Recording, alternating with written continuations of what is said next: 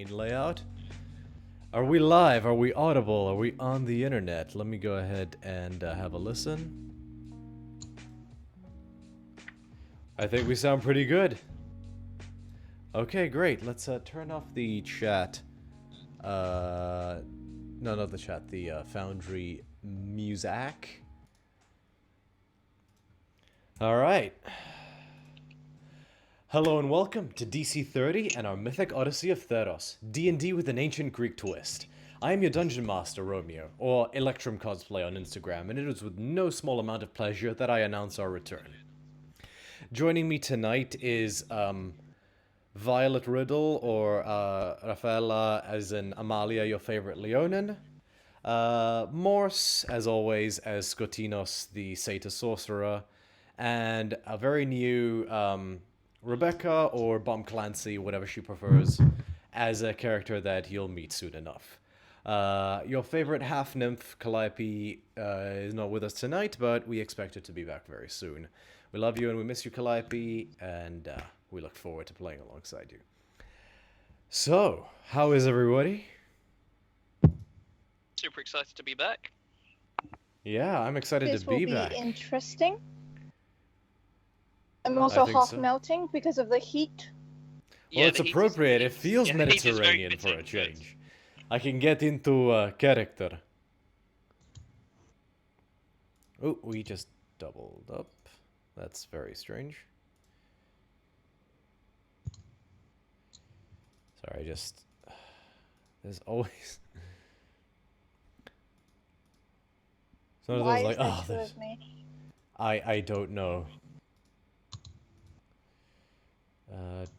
Replace layer. Network. Is it this one? There we go. So, when last we left off, Tempest, you guys, had undertaken a mission on behalf of Molpadia, Master of War and Commander of the military of Meletis. She tasked you with securing the corpse of a recently slain Kraken, for its body is a rich bounty of resources. You guys did so, almost at the cost of your lives, as some lacking of coordination and the sheer number of bandits almost resulted in your deaths. You won, but at a great cost, as the relationship between your party members was fractured. Both Rhea and Kianor left to continue their journeys alone, leaving Skotinos, Calliope, and Amalia as what remains of Tempest. You guys have spent the last couple weeks or so really in just a state of adrift. Not doing much, drinking a little, coming to terms with what happened. You were paid, of course, so mark down the additional 25 gold pieces, which Scotty has done so already, to be divvied up at your guys' discretion. You currently find yourselves in your favorite watering hole, the Flowing Cup, halfway through a very large jug of wine and a platter of souvlaki each. Before we get started, I just wanted to double check, did we get the chance to harvest any of the materials of the Kraken ourselves? I would say with what happened and the sort of fallout afterwards and the arguments that may have been had, the opportunity was not presented. Okay.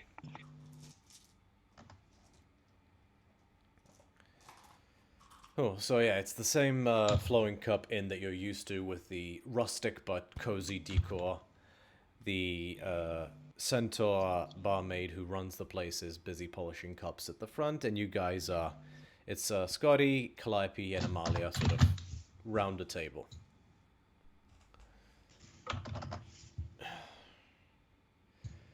Calliope is halfway through her third cup and is slurring her speech ever so slightly, so she's kind of just like resting her head against the seat a bit.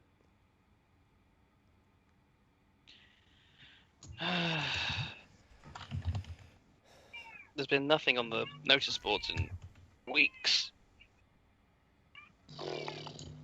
I'm bored. Well, we still have, Odysseys X to visit at some point. We still have the boat to fix up, and... Calliope rubs her temples and says, do we actually have a reason to visit that guy, or do you just want to see what his city looks like? I mean, I'm mostly curious, but no, I haven't got any other reason. But She shrugs. Long as we're clear. unless it's close, it could well be close to the layer that we're after. Unless there's something that we can do there, and then I can axe someone. I'm happy if you guys want to go somewhere. We can axe people all over Theros, Amalia. I don't know why we need to do it at the bottom of a trench. We still need we need more fighting power if we are to go and deal with returning the artifact to the layer that it was taken from. Or at least just to make sure the place is sealed. I don't want to ask Daxos.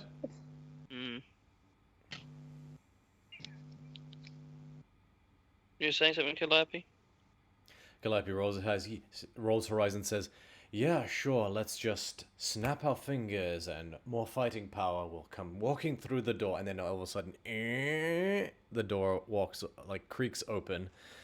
And inside steps a young human woman, mid to late 20s or so, dressed in very beautiful, elegant scholar's garb, a sort of scholar's robe that wraps around her and is sort of eggshell color and as well as blue and dotted with stars.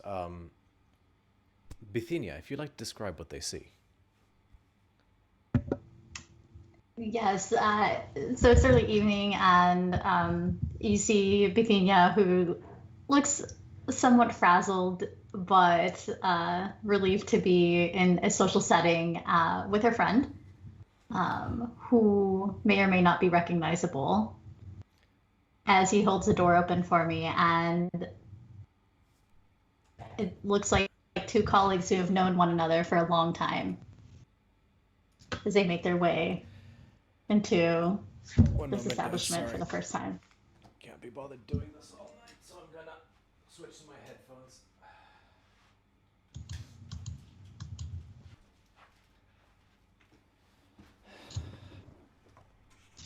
And no sooner do they walk in, they kind of look around the room and make their way towards to an open table. Sorry, 1 second. Yeah, sorry about this. My AirPods never work when I want them to. It's like I don't know if it's what I'm doing with them or, sorry, speakers. Okay. Yeah, okay, I'm listening through my headphones now. And yeah, this is how you want to run a session. I do deeply apologize. This will just take a second. Sound.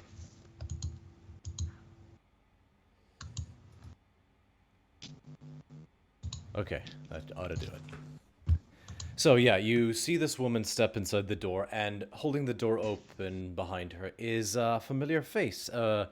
You all recall the visage of Aristophanes, the one who you rescued from being eaten by his own cat at 1/1000th of his original size. Ah, yes. As they kind of go in and I guess we kind of as not necessarily recognizing the woman, but seeing Aristophanes as he kind of comes in, will kind of give raise his head and give a small wave and a smile. He returns it and says to you, Bithynia, "See, I told you they'd be here. I haven't really left this spot in a couple of weeks, to be honest." Why would we? We've got plenty of gold for all the mead we need. Yes, but you struck me as so ambitious. Have you ever heard of a drinking competition? I was young too once, yes. He turns to you, yes, Amalia. How do we know you? Like, you look familiar, but I don't remember. We saved him from his cat, remember? Oh, when we turned Teeny Tiny. Mm-hmm. Oh, yes. Okay. Hi. Hello. Who's your friend? Oh, this is Bithynia. She is a colleague of mine at the Decatia. Okay, I don't know what that means. Scotty, do you? I would imagine it's something magic related. Okay. The giant magical and philosophical and academical institution slash university that is this town is incredibly famous for. Magic, knew it. See? See? Magic. I'd be great at these pub quizzes. I think we spent too much time in this pub, to be honest.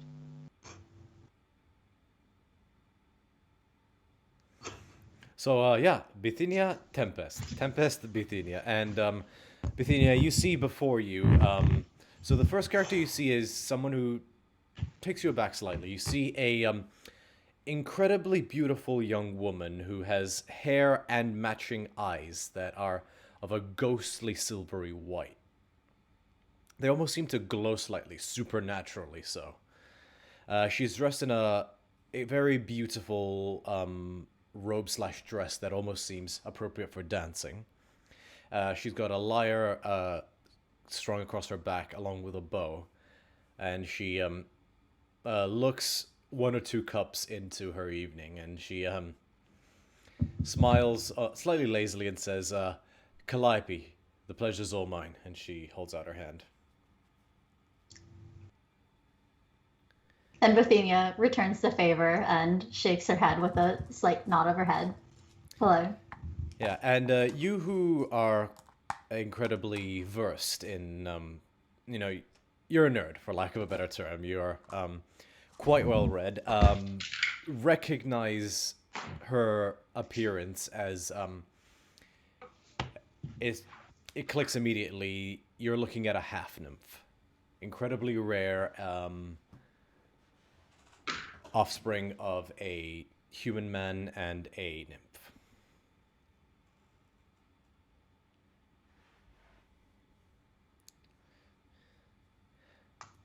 Next to the half nymph, you see a red-haired and slightly gray-skinned satyr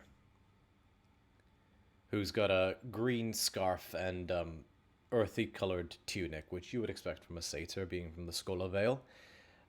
Scotty, if you'd like to describe what she sees.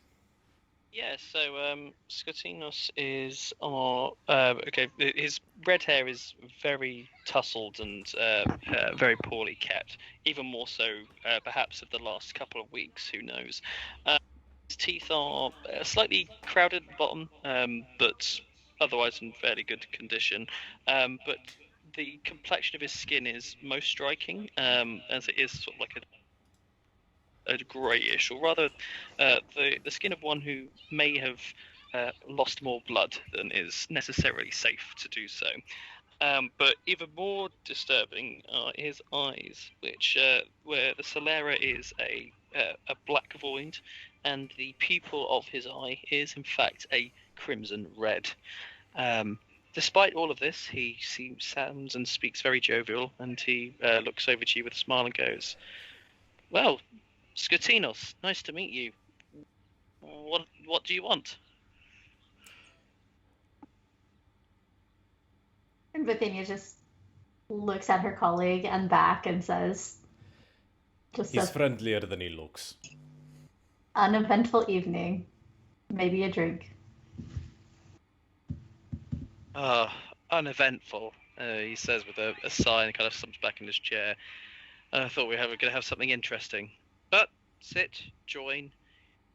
There's plenty of extra seats at this table of late.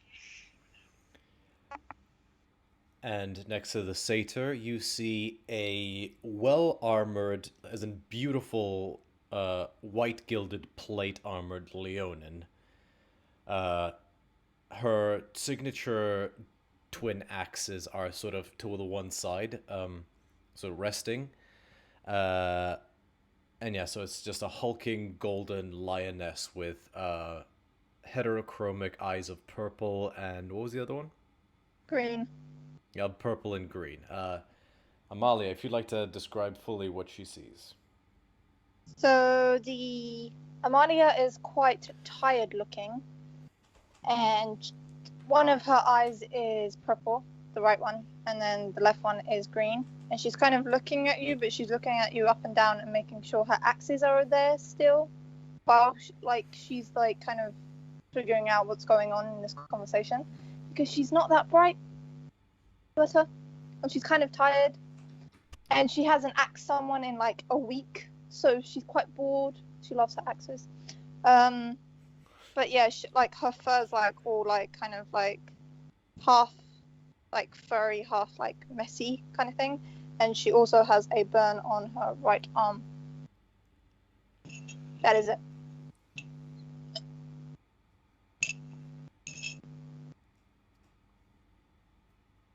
I can't hear you. While noticing that, Athena looks down at her arm that had been marred from an earlier tussle, but elects not to say anything, not to dampen the mood while meeting new friends. Aristophanes says, right, well, I could use a cup and I am starving. Anyone else around? Any extra food? Turns to you, Bithynia. Bithynia says, yeah. Yes, please. I lift up an empty platter, which mostly just has the bones of sort of lamb, fish, and a mostly empty goblet. Thank you. Why don't I get a selection? And he trots off to the bar to order.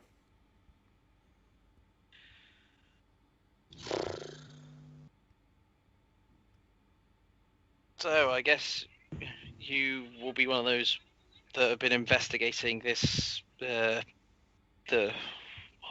did it get called again? The box of wonders that has been sealed away. What box of wonders? Why did Eston not get the mages here to have a look at it? Is that, and so Bithynia thinks, are we talking about 3 items in particular that I might have been cataloging recently? I'll be honest, the DM is unsure what Scotty is talking about right now. Box of Wonders? Scotty is just thinking of the container of the plague. Oh, no. And Bithynia's I absolutely was not cataloging that earlier. Yeah, so you have no idea what he's talking about, and as far as you know, Scotty, that went straight to Elspeth for safekeeping.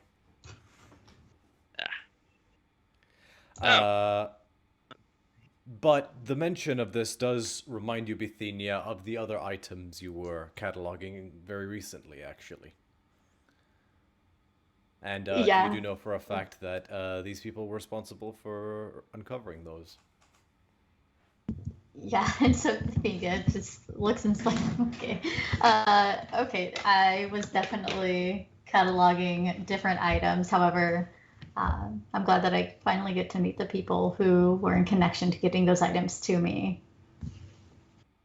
And if you have any further information, I'd love to learn anything that you have to offer.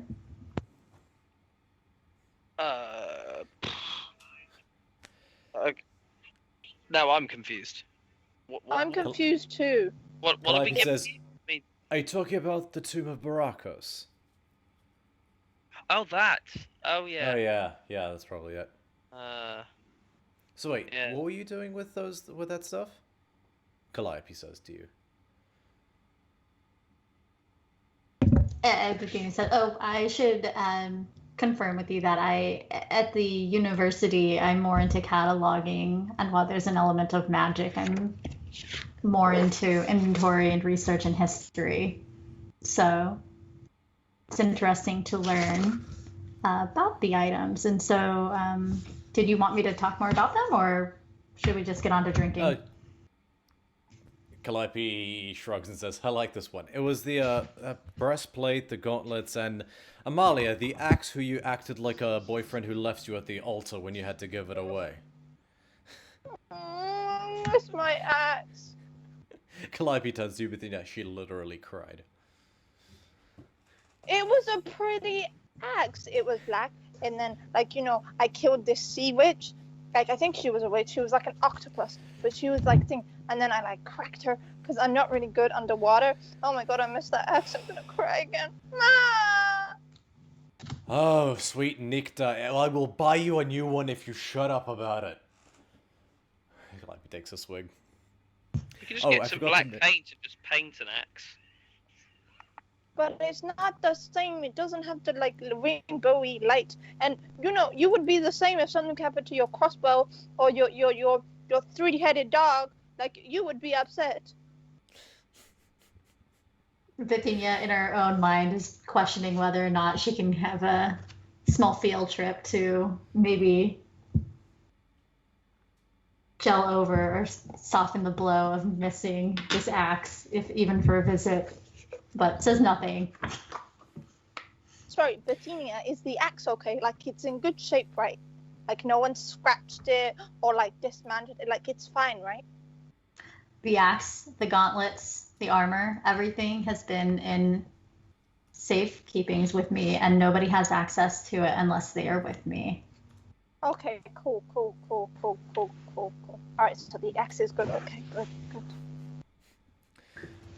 Calliope chuckles at you, but it's at this point actually that you three notice something about Bithynia.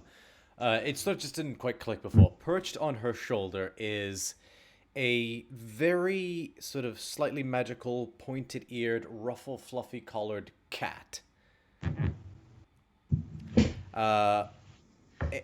Not just its sort of magical appearance, which strikes you as interesting, but the fact that it has 4 wings that it sort of flaps in alternating patterns to remain slightly aloft behind her.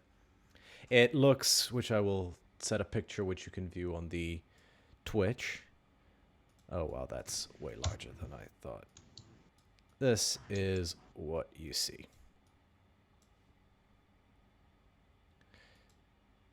So it's almost got like a tawny color, like a barn owl.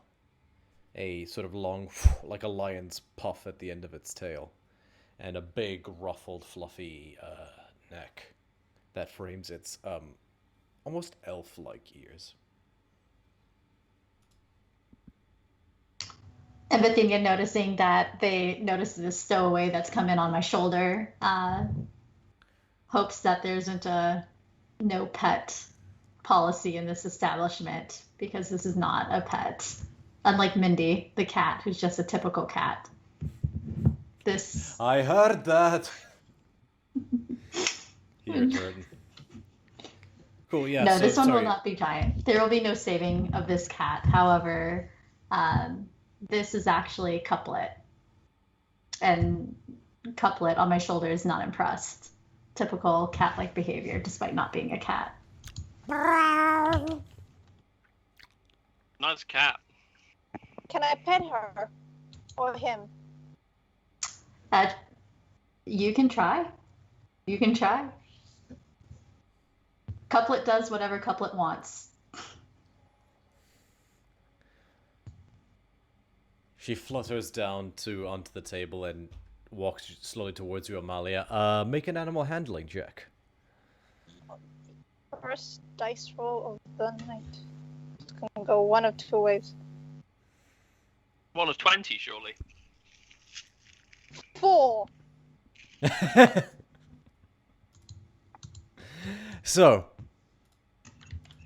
you kind of, rather than sort of waiting for her to come to you, you reach your hand out to her and reach over the top of your head, so she sort of views it as a threat, and as you get like, because your big clawed hand, she sort of like recoils slightly and bites your hand. You take 1 point of piercing damage as the cat flutters back up to Bithynia's shoulder. I like your cat. That's just rude. Oh, it's a fighter. Like I said, I could keep the items and the artifacts safe. I cannot confirm or deny how I handled this. Can she do tricks? And Bithynia looks and said, not in here. Please no. Why does she breathe fire? Like, does she spit like acid? Like, did she have magical properties? Grow into a big monster. That would be cool. That would be so cool. And Athenia just looks and she's like, "Boy, I've never seen that. Although there's enough attitude and sass in this small being as is for now." Oh, so kind of like Calliope. Calliope has sass. Yes. Thanks, Amalia. I meant it as a compliment, you know. And I took it as a compliment. Okay, cool.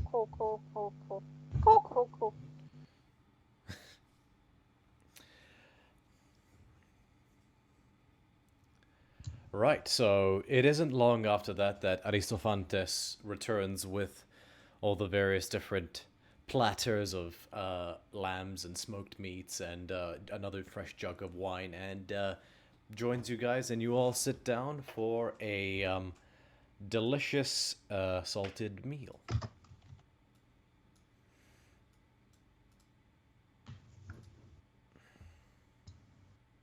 So, what brings you to us? Was it just for So the chat? Or... So, he says, like mid chicken. What brings you to us then? Was it just to eat and chat, or was there something else? Please let there be a fight. Please let there be a fight. Please let there be a fight. Yeah, of course it's a fight, Amalia. Go and try and pet the kitty again. Shut up. Well, I am unaware if you are or have heard, but your names are well known around here and preceded your arrival. And while I don't have much of a background in fighting, I thought that it would be great to meet those that help my poor unfortunate colleague, as well as maybe going out for a sail. In fact, I thought and was hoping that I could run into you on the ship and run down there before meeting up with you here. You want to go for a ride on the boat? Thought that'd be nice. I don't get it. I've been behind the walls of the university for 4 years, plus all of the time that I've spent working there, studied my entire childhood. I would like to, if I may, do an insight check to determine whether or not this is legit. Go ahead and make an insight check. Right. Sandwiches. When someone rolls an insight, or like a natural one on either history or insight, or one of those sandwiches. Mental ones. It's pretty close to sandwiches. I rolled a 2. Okay. Sandwich deluxe, so total for 5. You're dwelling too much on the really tasty lamb and pork crackling wrap you just ate, and you're not quite concentrating. She seems honest. All right, fair. So Bethany understands like how awkward or maybe wild this might sound. However, there's this point in time when you are 20 years into this area and academia and behind the walls without sunlight, looking over, poring over, and researching and cataloging every last thing that people get to do and see and find on their adventures while never getting the adventure on your own. Calliope looks to the other two and says, I feel like we could definitely use more people who are book smart and not just quote-unquote street smart. Did we ever have book smart? At one point.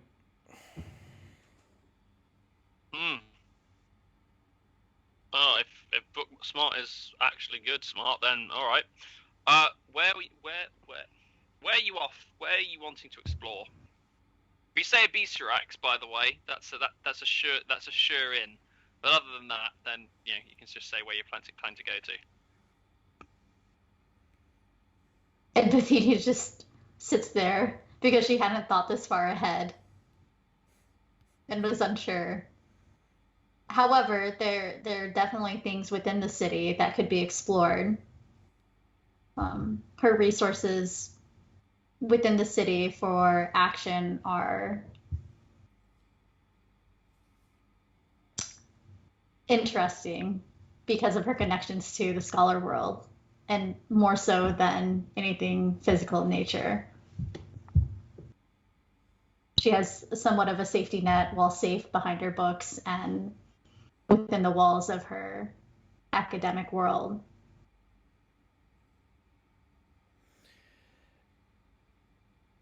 It's at this point you guys begin to hear shouting outside. Well, I mean, you know, if you can think of some place that... You can't quite make it out because it's behind the thick wooden door, but you hear several voices shouting. I mean, near a window? No, you're not. Calliope, see what that is. I'm halfway through this chicken wing. Calliope rolls her eyes and then stands up and walks So, outside. what is... No, if you research all these amazing places and things that you've not to do, can you give us one thing that you've read about that you really like that you've always wanted to do?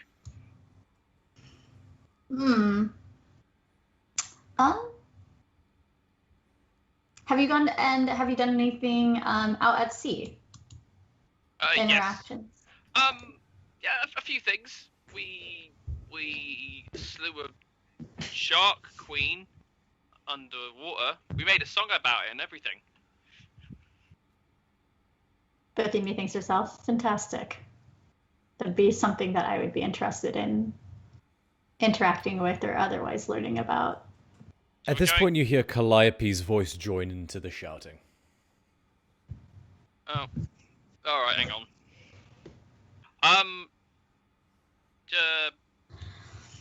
Come on, Book Smart. You can see whether or not you can see what's going on here, I suppose.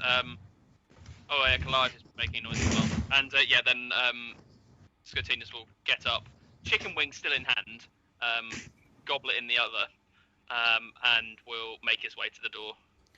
Alright, does anyone join Scotinos? Sorry, question. What did I miss?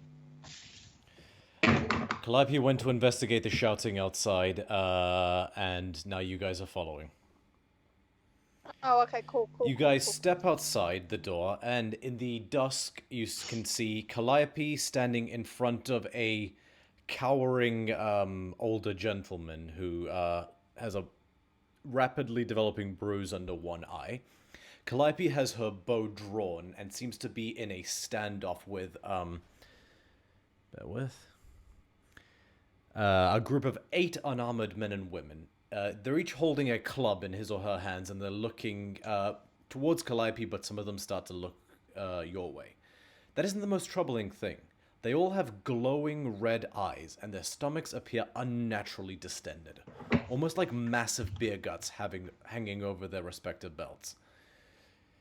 "Give us your fucking booze money!" one of them shouts. The rest of the mob appears to nod in agreement, then raises its clubs and begins to approach you guys. Calliope is holding a bow and says, "I said get back! I'll shoot you!" Can Amalia project an Echo Knight in front of all of them, with Calliope? Yes, you can. So, yeah, Bithynia, you watch as Amalia seems to concentrate for a moment, and this inky black and grey smoke seems to seep out of her, almost like a phantom, and then it coalesces and manifests into a shadowy, ghostly copy of Amalia that's standing right in front of where Calliope is.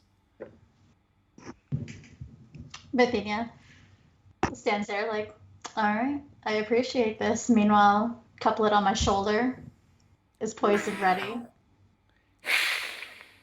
Bithynia, not too nervous on her own to be the first to fire, is feeling a little more comfortable with this group. So the mob doesn't seem to let up, however, and Calliope looses an arrow. She's going to make an attack roll. Here we go. Fight. Oh, sorry. Fight. Sorry, if I do that again. Yeah, that hits. They're commoners. So D6 plus 6, so 8 points of damage. How much health does a commoner have? I think like 4 hot hit points, right? Shit's about to get real ill.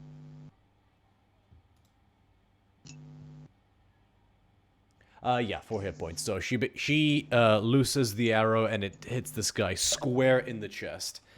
He and then just falls over as his heart just stops. The other deranged, sick-looking people drop their clubs and scamper off like and they just run away like fervently and frightened.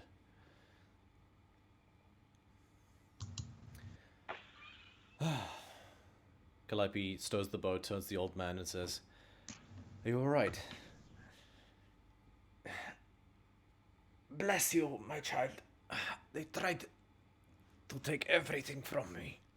He massages his hand to his blood. Calliope jerks her head and says, "Go on, go home." And he nods, "Thank you," and runs away in the opposite direction. Calliope looks at you guys. Oh, yeah. Yeah, sorry, go ahead. As he goes, like how much blood is there kind of pooling from him? It looks like just your run-of-the-mill sucker punch to the eye socket. He's got a big old bruise, maybe a slightly split cheek, and a cut lip, but nothing he won't survive. Okay. Wow. That escalated quickly. Yeah, what the fuck was that? I don't know. You see, she points at the dead body, which is still noticeably freaky looking. It's like, you see that, right? That's not just me. Yeah, no, I see that. Let's have a look. What is it though?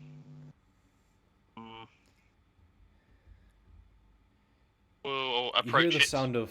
You hear the sound of footsteps beginning to approach slowly, like in lockstep. Yeah, so you approach it. He's very clearly dead. He's a older man and looks to be in his early 40s. His gut seems to have almost just ballooned like a like if you've ever filled a normal balloon with water and it sort of sags too much and it sort of like spills outwards. His belly is like that, and his eyes are a little jaundiced slightly, and the actual pupils seem to have taken on... the iris seemed to have taken on a bloody red tinge. Has anyone ever seen someone looking like this? I wonder if he's been poisoned by something. And I will attempt to glean. And I'm wondering if over the 2 weeks that this has been there, has that been long enough for me to have completed, go through the training for alchemist supplies? How many hours did we say it was? I can't remember. We'll say yes for the moment that we okay, and we'll work it out. Either way, I'm having a look at the course, try to see if I can determine if there is some form of unknown, that is something. Make a history check and add your proficiency bonus. I'll say for the purposes of this, we'll say you are proficient in alchemist supplies. Yeah, cool. Sounds good. As I'm doing this, I'm going to be using hemokinesis as I kind of bring it to kind of investigate. So what the party will see is as I'm kind of reaching down, I'm kind of mumbling to myself. I kind of reach over the wound and kind of make a gesture as if pulling up a spear or sort of pulling up a small tennis ball in the air. But as I do so, a small trickle of blood fills in an hourglass shape but upside down, and then kind of just slowly spins just below Skotunus' hand as he kind of looks it over. I will add my proficiency onto this, so just do this one first, and then we'll add another 4 to this score. So that 10 work weeks. Sorry, I just read it. 10 work weeks. In which case, then that's not sufficient. Then we've got some good progress, but we're not done. In which case, then it's just the roll as is, which is 18. So you have even without your proficiency, your training is you're learning to spot the signs of different toxic substances. The jaundice that you can see, as well as certain swelling in his abdomen, you can tell his body was fighting off some kind of toxin. From the looks of it, a little while as well. I mean, it's very clearly not normal, and you do spot the signs of his body trying to resist something. Yeah. At this point, I'm focused on this, so I'm not paying attention to the footsteps. about 6 or so Militian hoplites in their traditional bronze armor with the blue and white come around the corner and see this sight before you guys standing over the dead body. The first one who seems to be clearly the captain, as he's got the horizontal head plume as opposed to the vertical one, breathes a heavy sigh that you didn't expect. His look, from what you can tell, seems to be more of resignation than shock or alarm. He turns to his guard and says, "Stand down," and he just flips his spear, drives it into the ground, stows his shield, and walks up to you guys. I'm sorry this had to happen. How many of them were there? Calliope, you saw them clearer than we did. I know there's more than one. I didn't see how many. Calliope says, 8 of them, I think. Do you know what that is?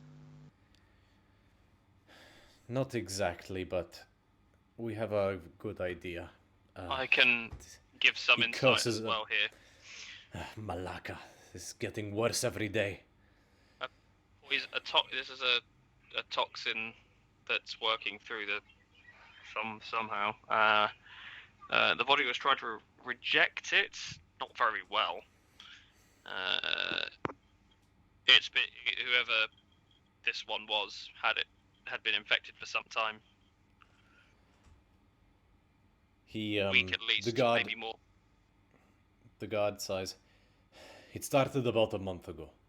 This group of sages rode into the city offering up barrels and bottles of this, liquor, I guess. It didn't resemble anything I'd ever seen before. They called it Lycophos.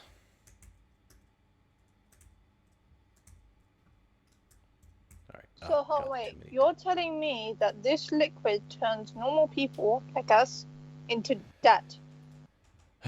Not at first. Okay, at first, what does it do then?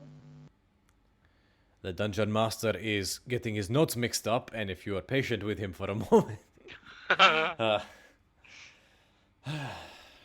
well, right away, the Lycophos was a huge hit. Anyone who had a taste immediately started speaking its praises, claiming it was the best spirit they'd ever tasted. And the sages came back a few days later, bringing more.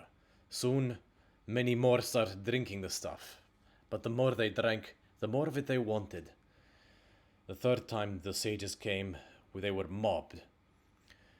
When supply ran out, riots started. People had to have more. The fourth time, the sages came armed, and their prices went up. Way up. It didn't matter, of course. The people of our city were blessed with the liquor. They were throwing all their drachmi, jewels, whatever they could get their hands on into the sages' wagons, just for a few bottles of the stuff.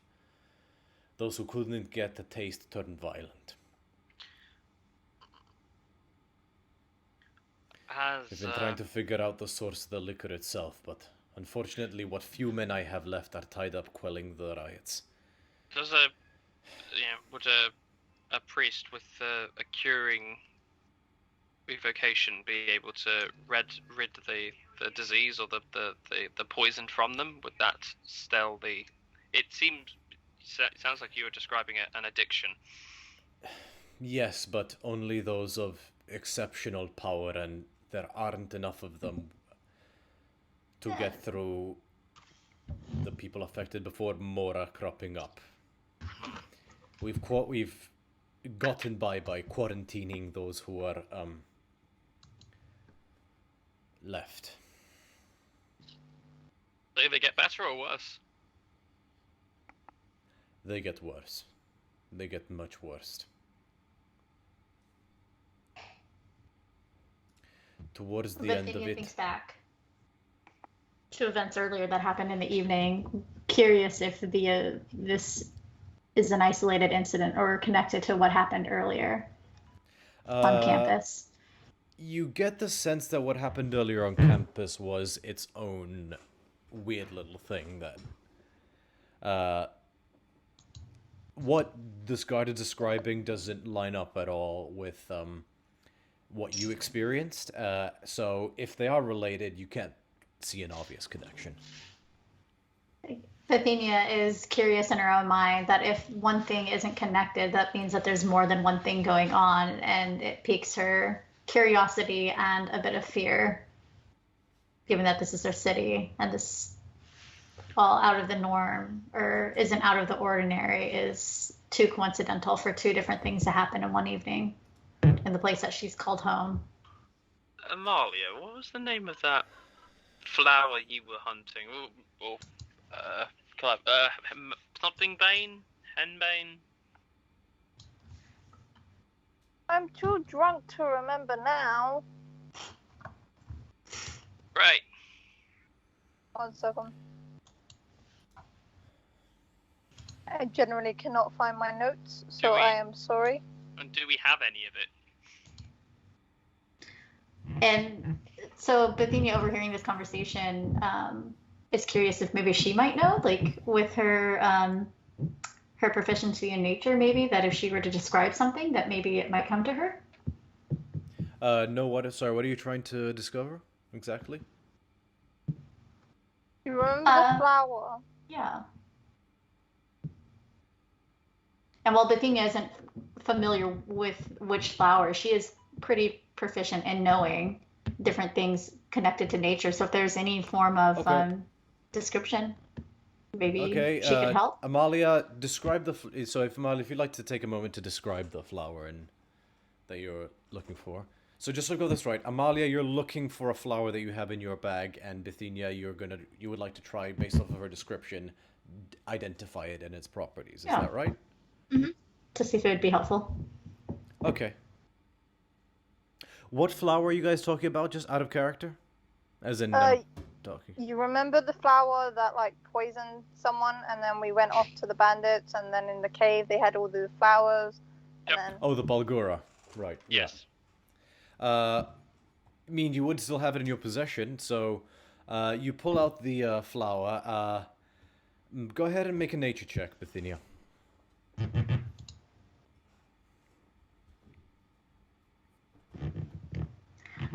24.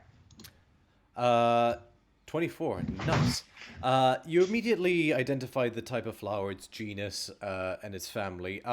You know that it is a poison, but this particular flower is more of a paralysis agent.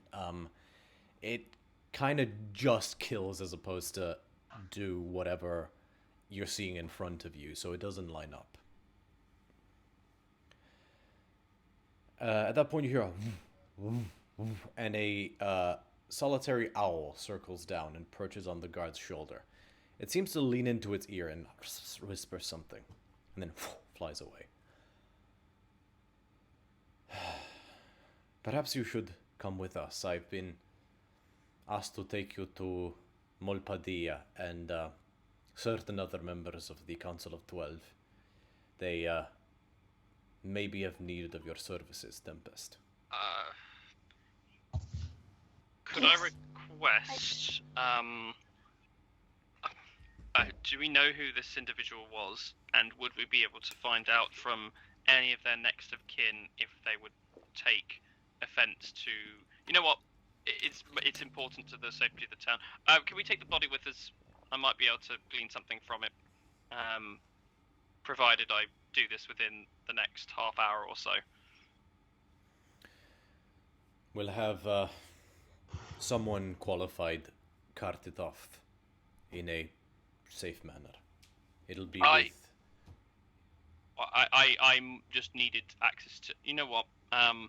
I'm going to cast hemokinesis in front of the guards, and I'm going to acquire myself enough blood for me to be able to cast blood reading later on, and sort of like pop it into a vial.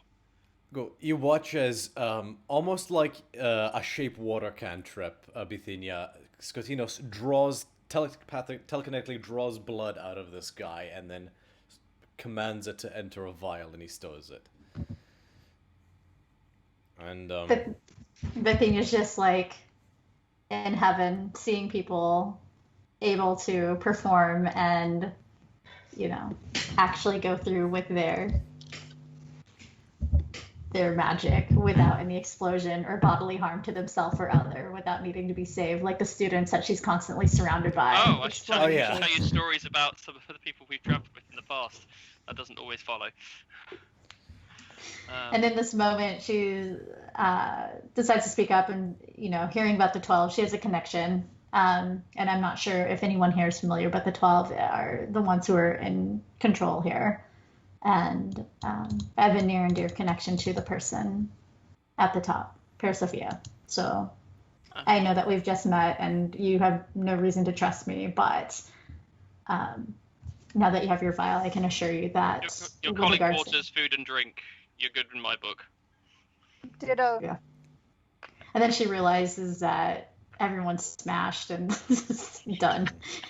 Pretty much. And she's like, I'll say actually at wish I this was point, too. Aristofantes has sort of stepped out, having seen all this. He said, "Give me 2 seconds," and he traces a few glyphs in the air and he casts Tense's floating disc. Let me get the body onto it, and you guys are able to cart the body around with you guys on the floating disc with Aristofantes following you. Sweet. Cool. We will follow to Molpadir. That woman Alright. scares me. I was probably scare Calliope more. Might get arrested again. Calliope punches you on the arm. Ah! I will sick Fluffy on you. What, me or Scotty? No. Two-headed. Oh, no, Scotty. Okay, cool. You can do that. That'll be funny. And through the commotion, Couplet just gives a side eye and switches shoulder closest to the commotion to the other shoulder and looks away. Like, who are these people? Do we have to stay here? Meow. Oh yeah, takes about an hour or so's walking time because it is kind of on the other side of the city, but you guys eventually, and the guards as well, do a good job of saying, like, return to your homes, nothing to see here, as the body is carted through the streets. But you eventually do come upon the barracks, which is known for housing the Reverend Army, and you guys are led inside, and once more you see the familiar internals of Molpadia's office with the desk with the various maps strewn out on the front of it, the portrait of her family on the side, and you see the familiar brown-haired figure in her usual combat Reverend Army fatigues, her bow slung across her back. Helmet this time is perched on the back of her chair, and she's just in the middle of mapping out these different scrolls and maps. Next to her, however, you do see a slightly older centaur female with brown hair that's starting to have a bit of salt and pepper graying to it.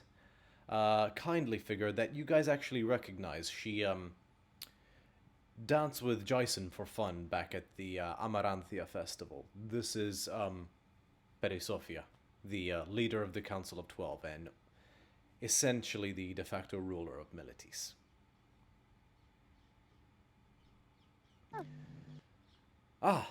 Bithynia, I didn't know you would be here. And Bithynia sees her, and she greets her more informally than you might think one might in a... She happily walks over and pulls you into Yeah. a big hug. Yeah, and so it's clear that these two are close in a way that you might not expect, but she's been with her since she was a young girl when her mother died, and she she motions to the rest of the party, like, come forward. She looks back at her. Like glance over at Romano and Calliope with a sort of like a all right then, okay. We will approach. Yes, Bithynia is. I look at her in some ways like the daughter I never had. But Bithynia just looks down, and she's just not one to blush, but she's appreciative and respectful of having the connection that she does, given who she is in this city and area and region. Very well. You are on to more serious matters, unfortunately. You are a tempest, yes? There's fewer than you than I initially expected, but no matter now.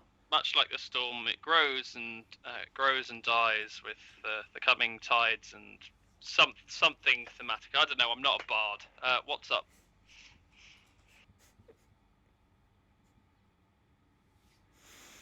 She sort of just peers at you as in just reads you for a moment.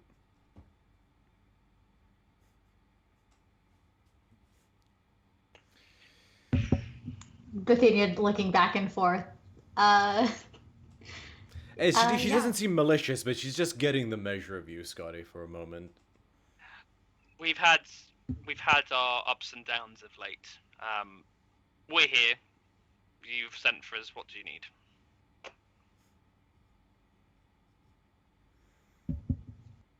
Matter of factness has its place. I respect your straightforwardness. You don't get it very often, so count yourself lucky. I'm a politician, sweetie. I barely get it at all.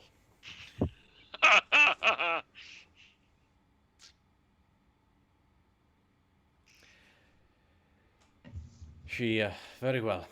I'm sure my guard, Captain Cleon, informed you of this situation that is arising and is becoming more and more serious. The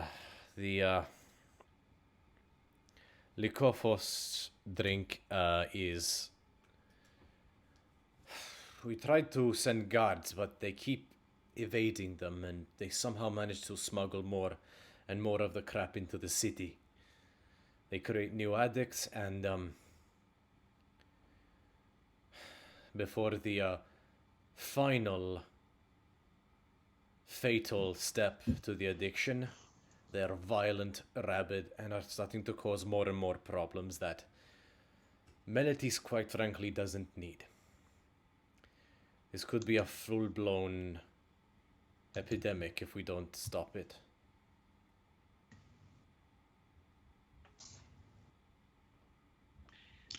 Bithynia looks back and forth between it. Not necessarily the greatest politically, but also mindful of the need and security for the city, and contemplates the newfound abilities of the people among her and what assets they could be. Molpadia goes on to elaborate. I took a sample of the drink that I confiscated to Penelope. She was able to determine that the stuff itself doesn't act like a poison or a disease, but instead it has more in common with a curse. The available clergy of every healing and life goddess and god in all of Theros have been working to cast magic that removes curse on the infected, but they're terribly overwhelmed. Penelope theorizes that perhaps if she had the original ingredients and formula that went into creating it, she could devise a bulk cure, but that's where we are at the moment. Unable to reverse engineer it from the stock that we have, or get anyone to talk, or find anyone more connected to the source. I can try it on a... Well, there's... We've had one unfortunate fatality. He says, kind of glances over back to Calliope and then back to Molpadia. provided the body is not too cold, I may be able to ascertain something from my end.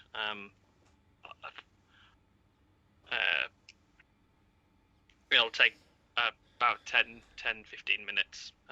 I may not need the body now. I have a portion of the blood from the corpse, but I will see what I can do. Very well. Just be careful.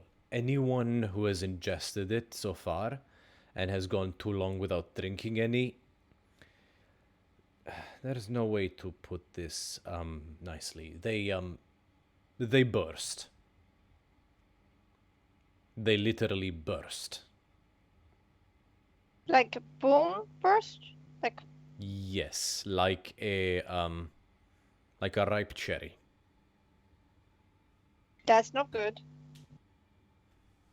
So, was this kind of outings you were looking forward to? Welcome to the team. He sort of claps his hand on your shoulder, and he's going to go and sit. He goes to as if he's going to sit in a chair and realizes. I mean, I don't know if there are many chairs actually in this office because it's more like a standing space, I'm guessing. And he's just going to. Yeah, there's more Padilla's, and she's not even using it at the moment. But Yeah. she just awkwardly pulls it and holds it out to you. I will sit down and I'm going to hemokinesis the blood out and kind of clear a little bit of space on the desk and then sort of like settle it down as I'm casting. And I'm going to begin to cast blood reading, and I'm going to get that. I'm going to cast blood reading at... Sorry, you cut out slightly. What are you trying to learn? I am casting blood reading. I'm casting at 3rd level, allowing me to get... let's see how many things I can get from that. So I can get from 2 of the... Okay, I can get 4 of the following things. Okay.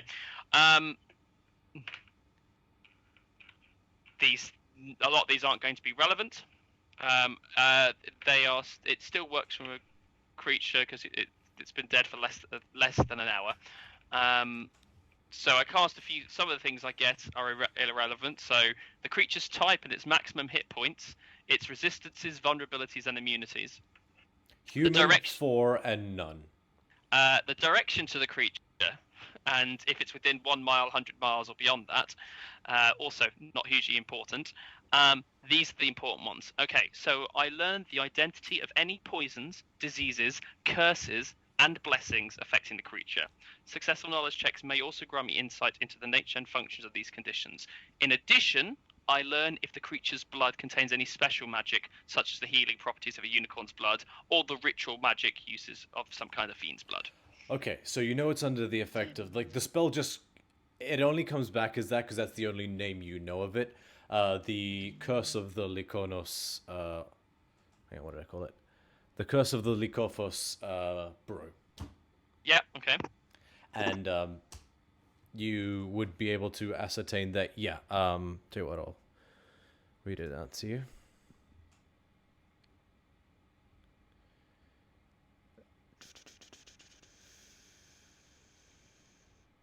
Sorry, one moment. So does it identify the poison and all its properties, or does it just identify the name of it? I'll read it out. So you learn the identity of any poisons, diseases, curses, and blessings affecting the creature. Successful knowledge checks may also grant you insight into the nature and function of these conditions. Right. So you know it's the Lycophos poison, but everything you know about it is what the god and Molpadia just said to you. So you don't learn any new additional information about the poison. Okay. Sorry, cursed beverage. And is there anything that Bithynia might know, considering this is local to her? Make I'll say make an Arcana check. Okay.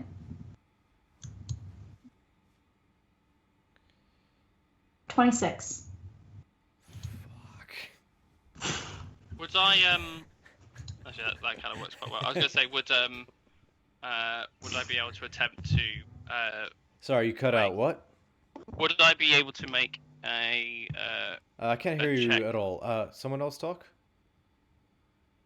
He's asking if he can make another check. Okay, yeah. What check do you want to make? Can you hear me now? Hello? Yeah, I can hear you now. Yeah. Okay. I think it was your. I wanted to see whether or not I could check it against any the nature of like certain like poisons or curses that I have like studied in my pursuit of following. Make a religion check, you, Yeah. Scotty. With that 26, 22. so, Bithynia, you would know that there are certain there are ways that that you can magically enhance the properties of a natural chemical agent. So it's possible that has an effect here. Alternatively, the kinds of symptoms you were describing could also theoretically be either be fiendish in nature. There's at this point in time, you got a lot of different theories, but it would be difficult to narrow it down just based on what you've seen. Unfortunately, the unfortunate side of knowing so much is you know how many different possibilities there are. There are a few things that could do this.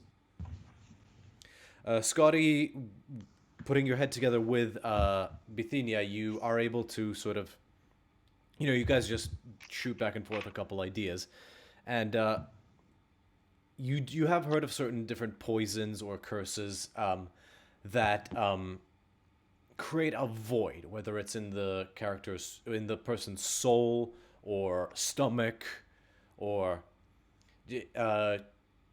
curses or poisons that leave someone with a hunger of some sort. It could be a hunger for gold, or a hunger for food, or a hunger for a particular beverage. You guys are able to sort of narrow it down as the kind of curse that creates a cup inside of someone that cannot be filled.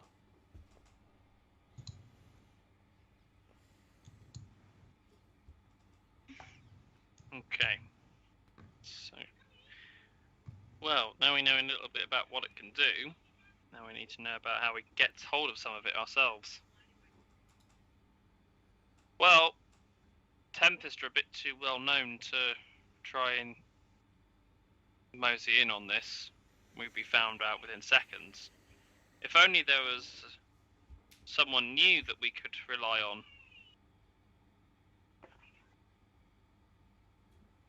Bithynia looks between them and her mother-like figure and says, "You're right.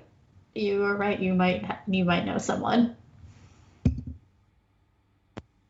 And while she sits there and contemplates whether or not this will involve a ship, she's like, "We start here. We start here." Well, I don't know if luring them to town may be an option. The last time they came in, the few commoners that tried to go after them were picked off by flaming arrows shot by the caravan's guards. My other captain, Colias, sent a scout after the sages. We believe they're hiding somewhere in the Katakthon Mountains. Well, I guess we could do that instead. We could go off hunting, or we could set a trap. Bithynia knows the area well. Thinking of it, it's the opposite direction of the water, but is up for the adventure. Knowing the land and what lies above in the sky above her, and who she's made a pact with for any assistance that might be needed in that direction. Sorry, say that again? She's quite familiar with the area. While she's more in line with the main area of town and being near the water, she's quite familiar with the... Oh dear. Can you hear me now? No, you're fine. I can hear you. Okay, now I can... I hate this. I'm so sorry. Please continue. She's quite familiar with the water and the area downtown around the university. However, between her pact and her alliance, she's well versed in the region to the north in the mountain ranges surrounding their city. Are you attempting to ascertain something, or? I'm just making a statement about this direction that we need to go with the mountains. Yeah, you would have read a lot about the Karakhan Mountains and the various areas, the individual mountains, and what inhabits them. So you would have quite a fairly good working knowledge of them, actually. Yes. Okay. Calliope scratches her head and says, "I feel like we still need something to go on. It's a giant-ass mountain range, and I don't particularly feel like raking through the whole thing." We could always check for caravan tracks. Yep, that makes the most sense.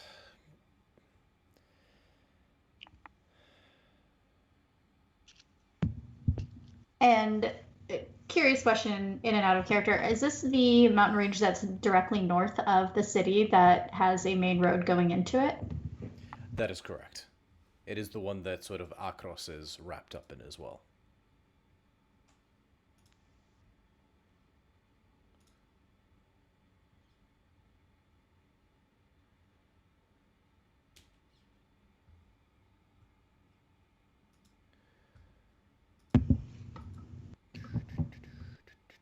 Sorry, just 1 second.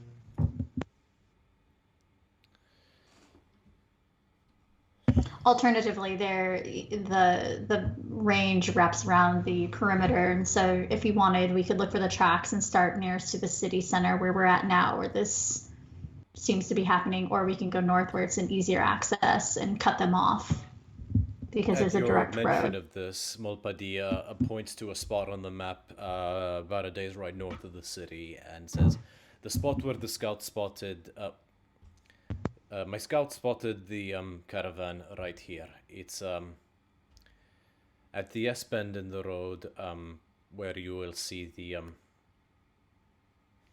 just past the orchards. You can't miss it." Well, that's as good a place as any.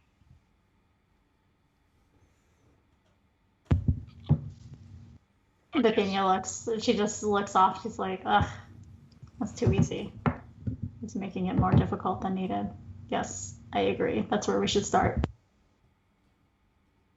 Well, now we know what we can do to help. Next, we move on to, and she'll give a big grin and look to Molpadir. Molpadia just looks at you. "Truly the paragon of a selfless hero." "Very well." She thinks for a moment.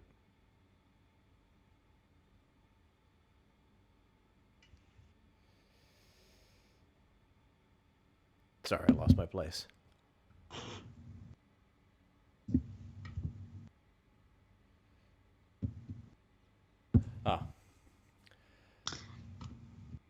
The sages have hauled off massive piles of coins and gems and other things from the people of Meletis. If you find the things they took, you are welcome to keep 1/4 of it. The people of Meletis will surely see it as a fee for your services, I'm sure. And the thing is, taking the opportunity here, knowing that things will be needed, is curious if there's anything or anywhere that she should help this party go to before we leave for items.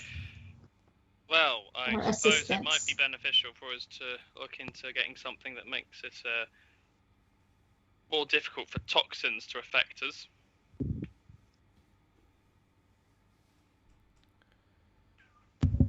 Okay. Yeah, The just in thing that case. makes note of that. Some like antidotes or something of that nature.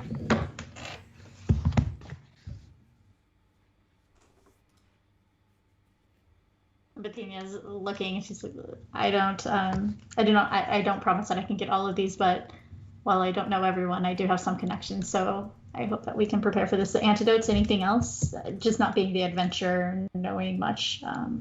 Antidotes, any other suggestions while we're here?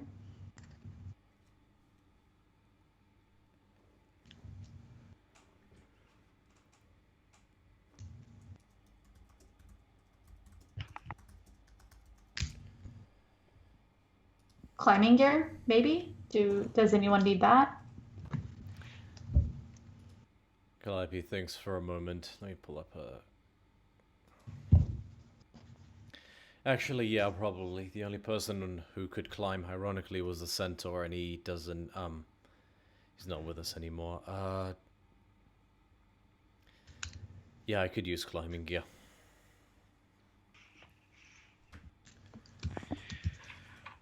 And Bettinia's just kind of looking around like she kind of has this connection to this person who has a wealth of resources, and Bettinia herself, while isn't without, has the ability to provide if needed, but would rather have someone else help them out acquiring these if they weren't already obtained or owned by the party. Ever grateful and considerate of her connection, but more than able to ask for simple things if needed. If not able to afford. Well, I suppose Calliope says, maybe we could see if Fireboy has any fun toys to play with. Well, I hope he's not been affected by it. God help us all if he's affected by it. Yeah, actually, yeah, I laugh. That would be kind of a concern. All right. Tempest is on the case again. Woohoo! Calliope strums her lyre. And she says, back in black! I heard her say, I don't need it, cause I'm let loose from a new... We are going fighting. We are going on an adventure. Oh my god, I had too much alcohol. Calliope face palms but chuckles. Right, so where are we going first? Daxos is a good first step. If we need anything, if you need anything from the Mages University quarter place, one day I'll remember how to pronounce it, but drunk Scotinos is not this time. We can also check to see if we. I'll check with Penelope, see if there's anything that she's come up with that might help prevent the spread of it. I'm just anticipating that if we come across whoever's made them, they might have a way to infect us before we get there. It's quite an interesting toxin, actually. I'd be interested to find out more about how it works. But we'll get to that when we can. Bithynia agrees, nods in agreement. Like, I've always got to read about these things and never see them firsthand, so out in the wild, beyond controlled environment, so this will be fun. However, before they leave, Bithynia is curious. When you're not on your ship, how do you get around? Well, I mean, we have feet and hooves, and we have horses. Do we? Do we still have horses?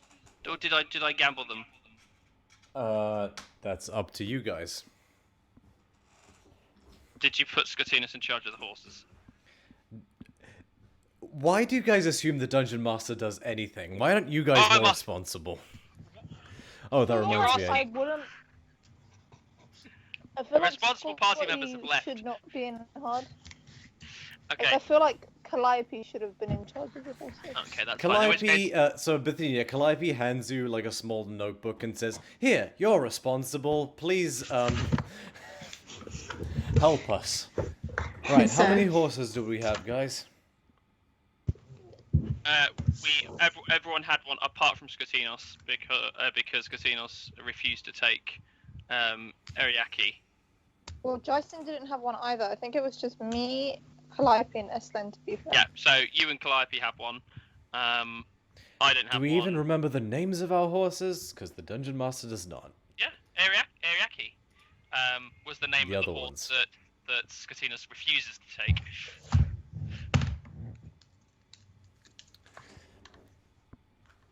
It was owned by a Hessiran. I'm not using that horse. Bithynia, who barely remembers after a long day of everyone's name here, let alone these mounts,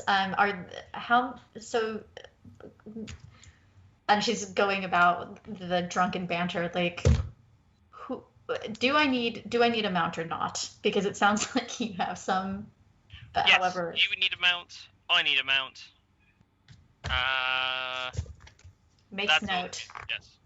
Calliope's like, should we just get chariots? Everyone's using chariots. Or a cart, I don't know. Oh. Yeah, okay. But I mean, do we have somewhere to store a cart? We don't could really store have the a place to cart store a on the horse ship. either. We could always store the cart on the ship and then keep the horses like at bay. Or maybe get an actual living space at some point. That might be a good idea. Bithynia has a home, but it is definitely not connected to a stable or something that would be adequate or appreciated by neighbors should she bring in one horse, let alone 4. I don't know what the ancient Greek word for like Manhattan penthouse or like apartment type thing is, but that's definitely Okay. All right. We will head to. In which case, we have 2 horses. That is sufficient for a cart. We will acquire a cart, and that will suffice. For Question.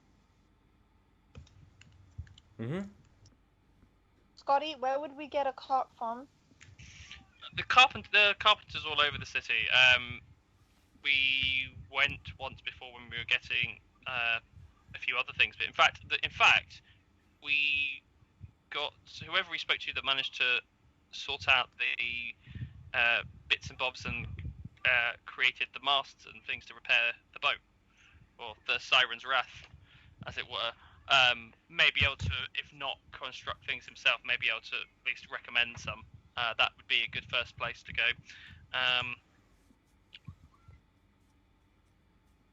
But yeah, all we need is the cart, Calliope says, we could also get 2 chariots, 1 horse each. It should be able to pull us just fine. They're a bit lighter and faster. It's just we're thinking about what we want.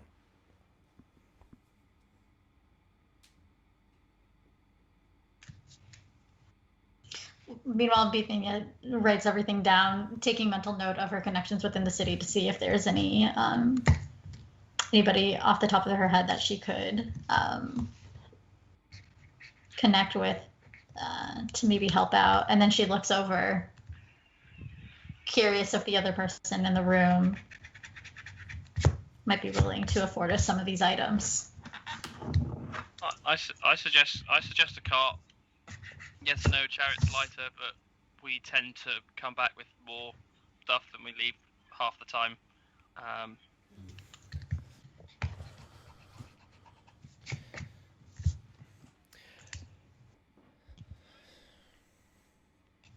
Alright, let's do that. Cool.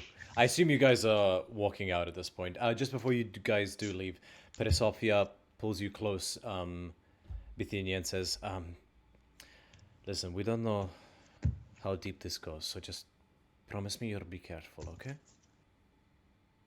Bithynia looks at her and says, yes, always. She nods and smiles and lets you guys go. Okay, so this is the DM asking, what do you guys need to do first? I think we will go down to the docks to look for the carpenter that helped with the Siren's Wrath to acquire a cart. We will pick up our horses from the stables, the 2 that we have for certain, and we will confirm that is all set up and good to go. And after that's done, because we've got a set of party funds, which I'm currently keeping track of, but in terms of who actually has it, it's unlikely Scotinus would have it, because if Scotinus has hold of the party funds, there will shortly be no party funds, and lots of wine.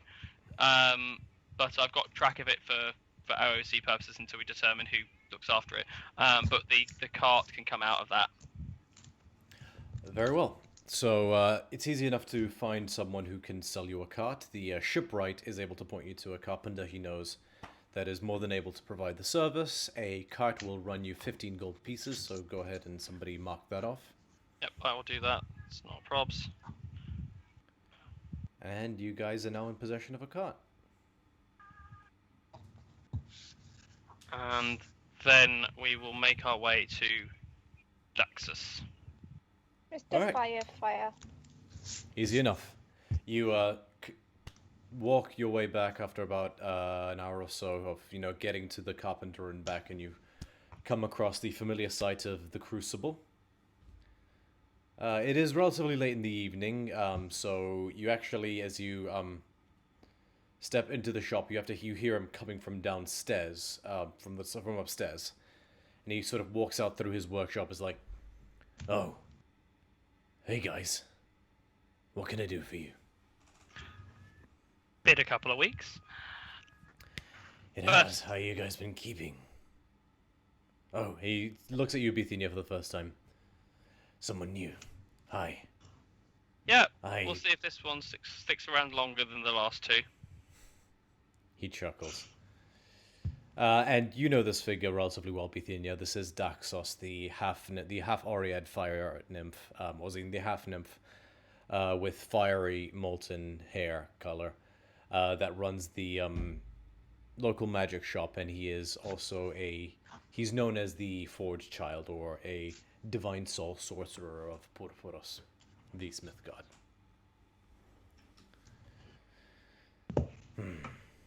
So, what can I do for you today? Well, turns out we've been commissioned to deal with another issue with the town. This toxin, this liquor that's been pervading the town. I heard about that. Not thought to try it yourself yet? I'm not the world's greatest investigator.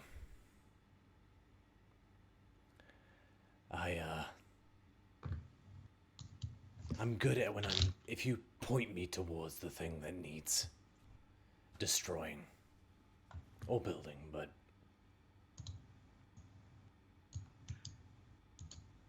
Well, we are in the process of heading out to deal with it, potentially. And before we head off, we are doing the rounds, as it were, to see if there's anything of use before we set off. And I suppose since this one, nudging you forward, has joined us, might want to make sure that if there's anything that we can do to keep this one safe, we do it now.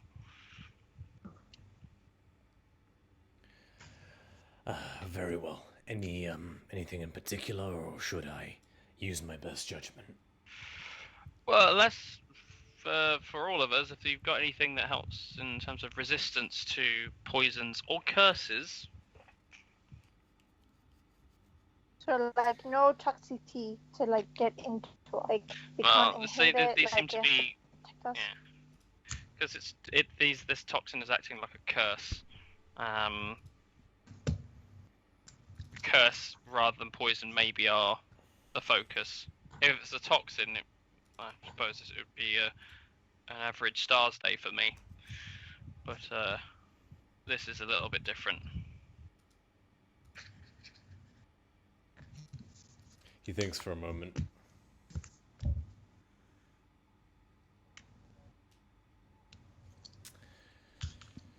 I don't know about curses per se.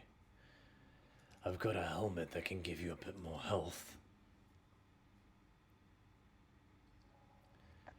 It only works if you're not wearing armor, though.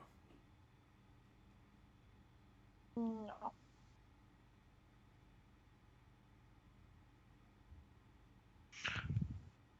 As you're kind of looking over towards your character, Rebecca, what kind of clothes are you wearing again? I have simple armor. Right now, you see me. I have like just my normal clothes that I would have for the university. However, my character has, I believe it's just leather studded armor. I believe. Okay, but it is armor though, so that's fine. Okay. Yeah. No dice. Do you have Armor of Shadows, Rebecca? Just out of character, just point of clarification for my purposes. No, not yet, but she might be interested in it. Should it be helpful? Armor of Shadows, you do actually have it. You have, so hold on. it's your Eldritch Invocation. You can cast Major Armor yeah. on yourself at will without expending a spell slot. Armor of Shadows is one better than your studded leather armor. So Major Then I Armor do is- have it. Yeah, it was one of the invocations you took. So yeah, when you use when you're not wearing armor, your armor class counts as your AC equals. Sorry, wrong thing. Your instead of being 10 plus, or instead of being 12. What the hell? I have a Dex override. Oh yeah, why do you have a Dex override? Oh yeah, no, okay, so your Armor of Shadows is on at the moment. I did a Dex override to do it. So your AC is 14 instead of 13 because you're using Armor of Shadows instead of wearing studded leather armor. So with a Mage Armor spell, when you're not wearing armor, you count as wearing, your AC is 13 plus your Dex modifier instead of 10. And since you're not wearing armor, this helmet that Daxos is talking about would apply its effect to you, just as a sort of out of character point. So it'd be like a loophole, right? Yeah. So, well, not so much a loop. I wouldn't call it a loophole per se, but rules as written. You're not wearing armor. You've got a magical barrier as a result of a spell. So working as intended. But yeah, so he takes out, and Amalia, you and Calliope have seen this helm before. It was when you guys originally walked into Melitese the first time. He offered to sell it to you guys. It was relatively expensive, but yeah, this is a relic from the Theros War.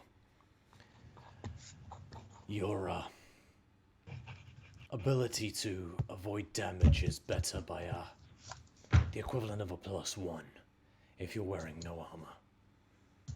This will still apply if you wear a shield, though. And in addition, while you're wearing no armor, the helm will become suffused with glory and glimmer for 1 minute whenever you strike critically with one of your attacks. But it must be a weapon. While it's under this effect, you gain temporary hit points. So yeah, so what he describes to you is the helm becomes suffused with glory and glimmers for 1 minute whenever you land a critical hit with a weapon attack. While under this effect, you gain temporary hit points at the start of each of your turns equal to half your character level, and friendly creatures within 10 feet of you can't be frightened. I will say that your cantrips wouldn't, or your spells wouldn't count as a weapon attack, though, so... Some armor is better than no armor, and this is adding to that without being armor somehow. So she's in for it. And how much does this cost? 2,000 gold drachmi. Vithenia looks around. She's like, I've got like 500. Then she thinks back to what she bought earlier in the evening, and it's like, I do not have that much. He says, I have this quill for 500. It's, crafted from a feather from a Pegasus. When you write with this quill, the time it takes you to write something, such as copying a spell into a spell book or creating a spell scroll, is halved. Oh. Vithenia thinks of the time saving that could give her and all the hours that she spends writing by hand, cramps up her arm, cataloging things, and how handy that would be. It is More a so than that. beautiful, it's like a big white eagle feather as well. It's a beautiful quill. It's wrapped in silver cord as well on the tip.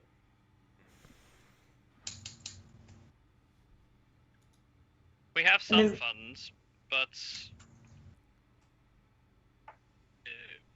that helm would pretty much deplete the entirety of the funds that we had from Mayavi, not including the pearls, I suppose.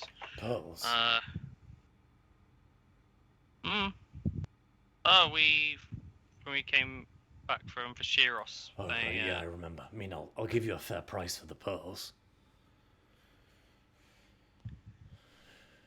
So, what do you think? Do we want to get the helm for our new member? I mean, I have more stuff if you want to have a look. Show us what else you've got, and then we will. And this is specifically for any points to, Bithynia. Because... I mean, if and you just see hear me anything. out, he pulls out a massive two-handed great axe that's made out of like a serrated like cast iron blade. It looks like a Labrys, except one side is much wider than the other. It almost looks like someone like a double-headed axe and a cleaver had a baby. On the sort of not the pommel, I don't know what it's called. The joint of the axe has a idol of a giant standing stoically. But then he has like a deer in headlights because she's cataloged things of this nature but never used them on her own or seen them in use in combat. Scortinus is kind of just looking between the axe and Amalia. And Amalia picked that exact second to cut out, so we'll see her reaction when we get back. Yeah. There's an axe. Oh yeah, so he holds out a super massively large Labrys that's made out of like a serrated blade cast iron. The joint of the axe has a stoic giant standing, sort of with a grim face. This thing is like twice the size of the Shatterer, sort of just for comparison. It looks like a double-headed axe and a meat cleaver had a baby. It's sort of this it's less rounded, it's sort of far more, it just goes wide at one point and it's very slightly curved, so it's far more of a split than a curved slice with its... This little number's called a Titan's Bane. Any special powers? Well, first of all, you need to be pretty strong to wield it innately, and he's struggling to lift it. He's no slouch when it comes to the physique department, but I probably couldn't swing it around effectively. It's slightly better at slicing. He hands it out to you, and with your strength, you're able to lift it, but it is hefty. It is a great axe. So, I was tinkering with this number after that run-in I had with those dickhead frost giants. This puppy will, hit and do damage about a little bit better, or the equivalent of a +1. And you can also speak the command word if you're attuned to it, and it will enlarge itself to 3 times its normal size until the start of your next turn. So yeah, so what he describes to you is when you can speak the command word as a bonus action to magically enlarge this weapon. When you do, it becomes 3 times its original size until the end of your next turn, and deals an extra 2d12 slashing damage to any target it hits. The weight doesn't change. While the axe is enlarged, it does not impose disadvantage on your attack rolls due to its larger size. Once this property has been used, it can't be used again until the next dawn. Ah, yes, I think I remember you mentioning you were working on this before. And how much? 5,000 gold drachmi.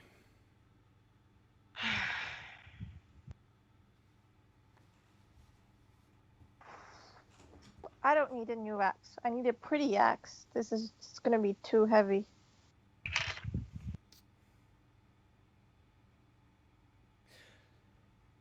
He says to you, say the word gigantes. What now? Gigantes. Gigantes. What does that mean? The axe expands and becomes 3 times its original size without changing its weight.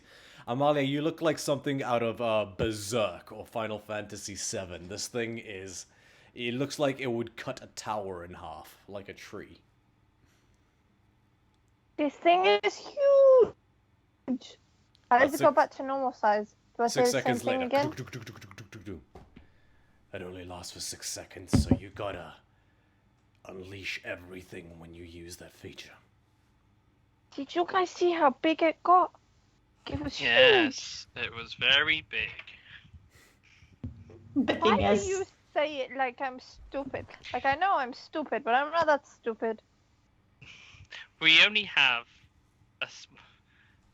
we can put we haven't I know we've yet to decide what we're going to be doing with the funds. If we got the axe, we would have nothing left, including the pearls. I would just like to say I'm not you. I'm not going to use it on the axe. If I was to get the axe, I would use it with my own money, not our money. I'm not you, Scotty. Alright. Bithynia hearing about these pearls, she's curious, are these normal pearls, or are these pearls that have properties that could be useful to someone? I mean, as far as I'm aware, they are simply good quality pearls. They're ones from the Royal Palace in Bashiros. They were given as a payment after we performed a service for them.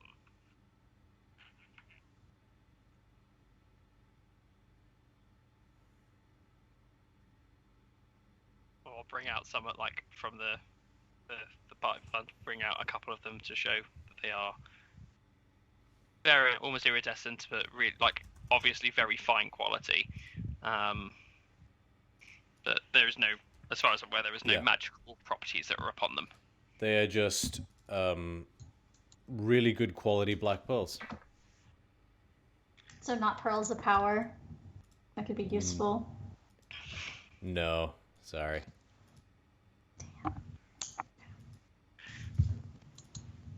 Alright.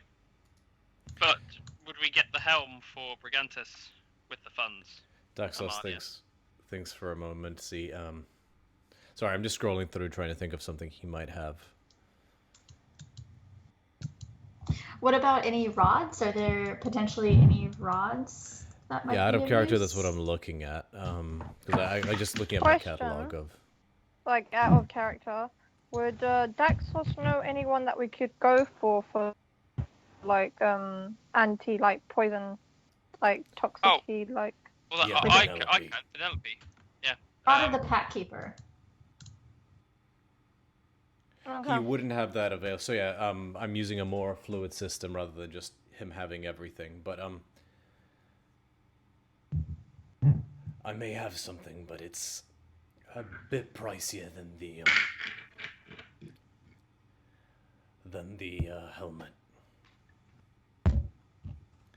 And he pulls out a brass staff that seems to almost like.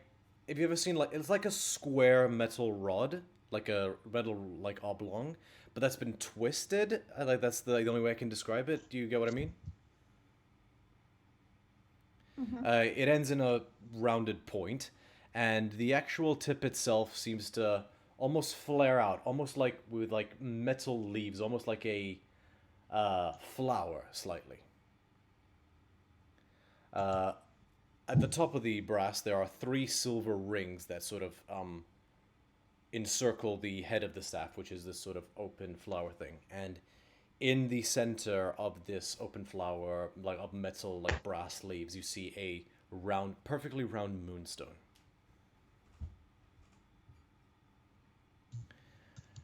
I this was commissioned by a acolyte of Ronos, who, and Ronos, you guys would know, is the messenger of the gods, who is also known for, having commerce and trickery in his domain. So he's Hermes. This has a wide variety of illusion magics it can perform. So, it has about, 10 charges, and it regains about half of them every day. Daily at dawn. If you expend the last charge, however, you have to be careful. There's a small chance it loses all its properties forever. While you are attuned to the staff,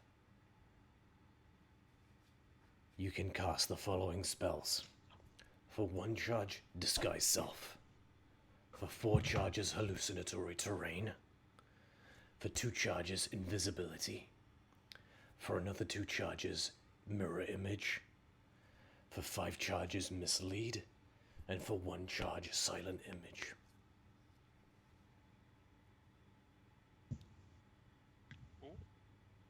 Bithynia, thinking about this just says out loud, that sounds expensive. Hmm. But also the most useful out of everything that's been offered this evening. Is there store credit that I can get?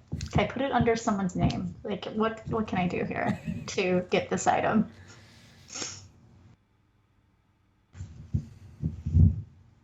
He, Daxos, like, grins for a moment. How much money do you guys have?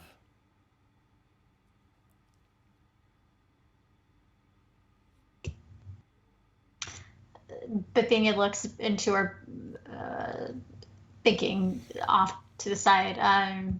Just shy of 400 total, I think. He was looking at the ones he knows have expensive pearls, and they seem to have vanished. As in IRL, not in-game. So we'll just... quick sabbatical. Whilst we sort that out, I've got to get a different chair. This is not good for me. Oh. You there, Moss? Yes. Sorry, I'm having issues with Razer Synapse at the moment. Let me see. I've just turned everything off and on again. See if that works. Okay. Can you see me now? good. Cool. Yeah. Daxo says, how much money do you guys have? Well, that depends. Amalia, do we want to spend the party funds on the party? It depends what we're gonna get. But I don't know.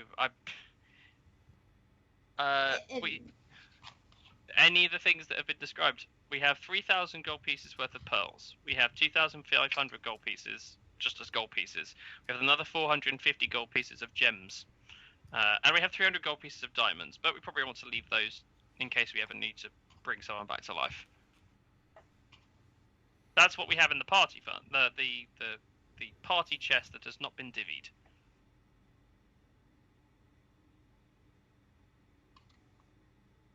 Okay.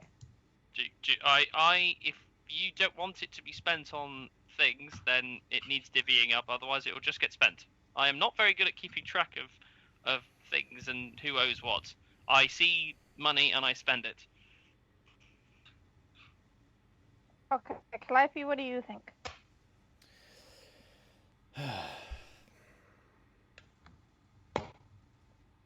I mean, what's the point in having gold if we're not going to spend it, right? Besides, we got some money coming. Okay. How much was the stuff? The staff is also 5,000. How much did you actually have, Brigante? What did you call it?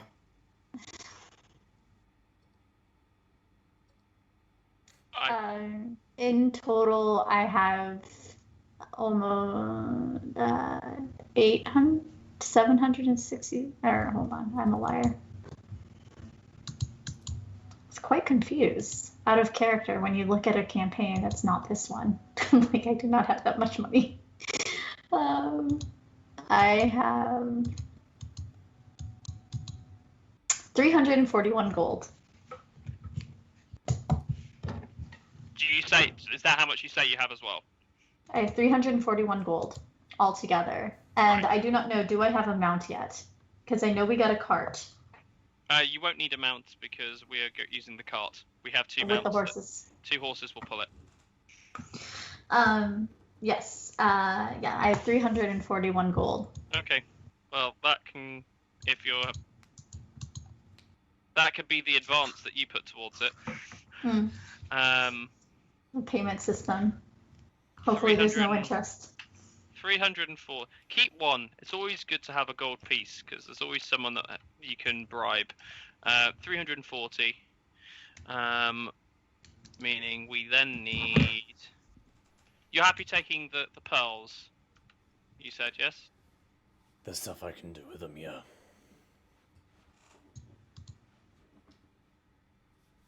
Okay. That's 3,340.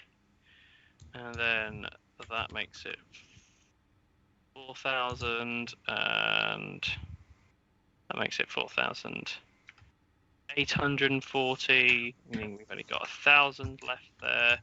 And then, actually no. You have gems and pearls, which you can put towards it as well. So 4,790. They're gone. I'm doing the math. Nearly there.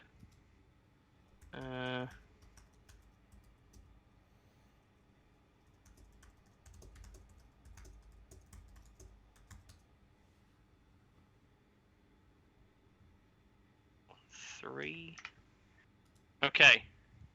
I give Daxus pearls, black opals, gems, and gold pieces equal to 4,990 gold pieces, and see if he tells the difference. Just because And the thing you just sees is like bumbling guy who's half cocked. Yeah, no, it's Over, like, money. Actually, how it works is like he's kind of like, okay, I've got this, I've got that, and I can put it all together. All right, put those then.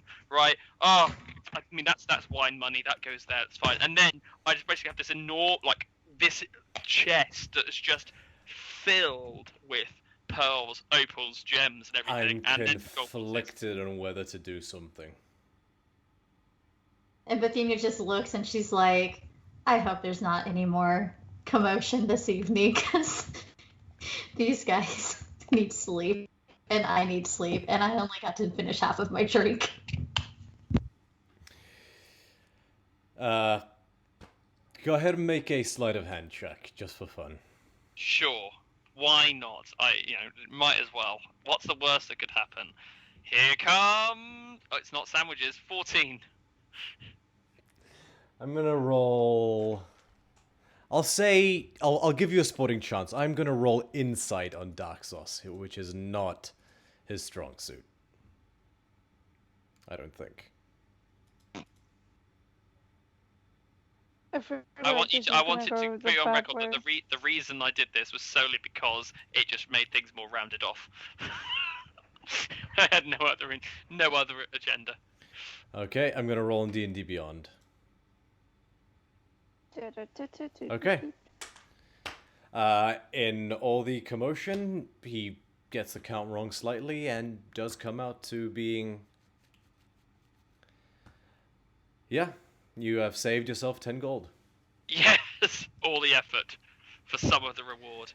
Cool. Okay. So this is he hands you the staff, Bethenia. It does require attunement. This is the card for it. I will add it to D&D Beyond by next session. Thank you. To update the notes I have for our party funds, which has now gone down to this.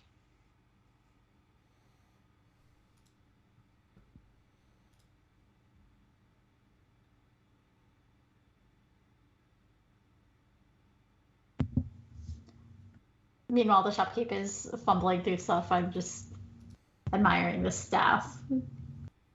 That's my It's a pretty nice staff. And he says, I'm actually pretty proud of that one, if I do say so myself.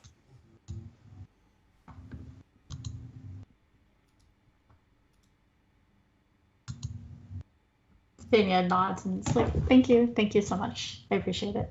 He gives her And, a nod. Meanwhile, Couplet is looking at it as well, pawing around the circles and the shiny stone in the center, reflecting little bits of light.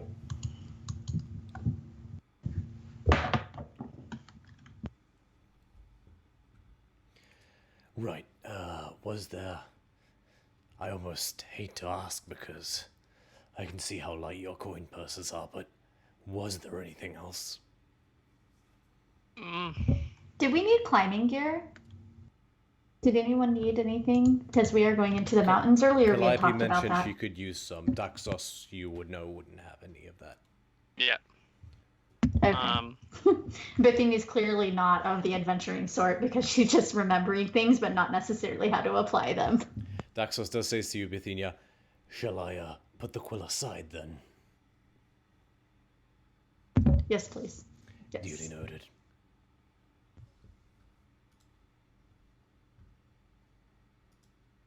Bethania sits there reminiscing about the Pegasus that she's seen in the past, and while wanting a Pegasus, will be more than happy to settle for the quill to start.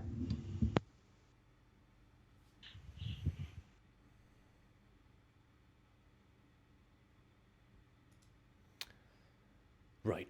If there is nothing else, I was actually about to sit down to dinner. Oh, what we having? Scotty. All right, bye. See, as soon from the moment Eslin just decided to settle in town, it's just been cold shoulder after cold shoulder. Bye, Daxus. Have Bye, fun. Mr. Fire. Bye, kitty cat. All right, you guys exit the the crucible with your shiny new toy. I say to the group, I will head to Penelope's and find out what I can regarding any poisons or anti-poisons and the like. Get climbing gear, and we meet on the edge of town with the carts in, say, an hour. Calliope says, works for me.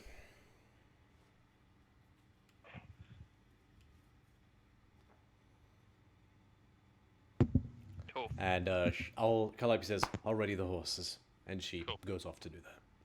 Scotinos will bugger off to Penelope's.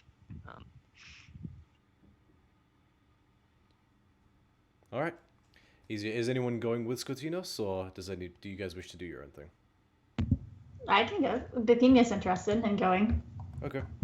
You know of Penelope as well, Bithynia. She is the sort of... There are many alchemists in Meletis. She is the most sought after one. She is a acolyte of Farika, the goddess of afflictions, a duality of poisons and medicine. You step inside the place and you're greeted with this usual assault to your senses. You know, your eyes sting a little and there's a haze of smoke in the air. Different taxidermied or like chicken feet and owl feathers and other things are just crammed into every nook and cranny of the shelves onto this. It's almost like a mini tunnel with Penelope's desk and behind it her little laboratory at the other end. She's in the middle of dicing up what looks to be some sort of bird beak. Just like crushing it with the flat of the blade. And looks up and says, "Ah, Scotinos.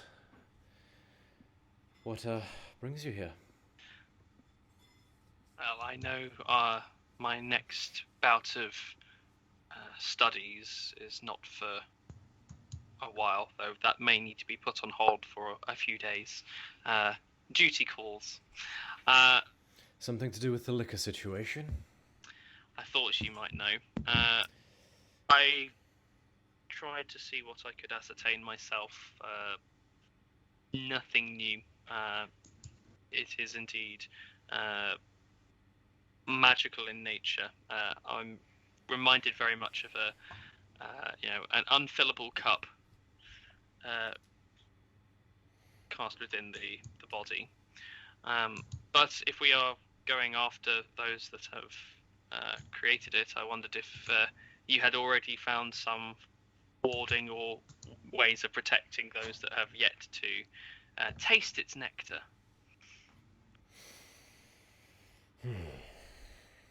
Something to render you immune. Yes, well, if not immune, then at least resistant. We know how pervasive poisons can be when correctly applied. It's not a poison, unfortunately, as far as I can tell, and I ran it through the ringer. It behaves more like a cursed liquid. And I've yet to if you find out any formula for anything that can make someone immune to curses, then please let me know, because I will be the richest woman in all of Theros. I can whip up something that can remove it, but nothing that would make you impervious. That may be prudent, just in case we need to protect ourselves. I know such things, you know, eventually we may need to find a way to create something that works en masse, as it were. But I'm sure if we were to find the source of this, well, if we are to find the way to cleanse this in the pursuit of the right kinds of knowledge, I will gladly share that knowledge with you, and you will be able to offer your service to rid the pestilence. Of course. I'll tell you what I told Molpadia. If I know how this thing works front to back with the original formula and the ingredients, then I have a chance. At this point, I'm shooting in the dark, and it could take months or years to figure out how this thing works. That's the glory of the great thing about experiments. There's always another to uncover. As for protection, I can create potions that mimic the effects of the remove curse spell. That's no easy feat, and that would run you about 300 gold per potion.